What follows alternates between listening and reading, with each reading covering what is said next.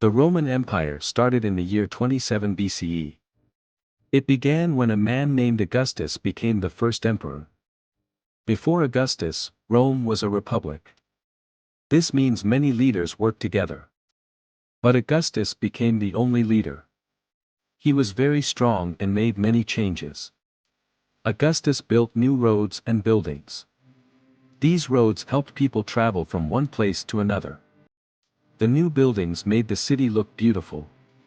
Augustus also made rules and laws to help the people live better lives. The Roman Empire became very big.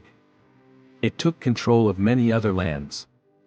These lands were in Europe, Asia, and Africa. The Roman army was very strong and won many fights. People in these lands had to follow Roman rules. They had to pay money to Rome.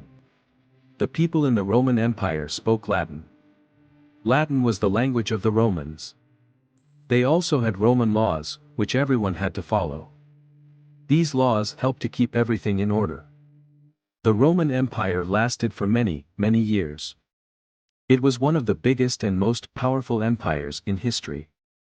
Even today, we can still see things from the Roman Empire, like old buildings, roads, and ideas.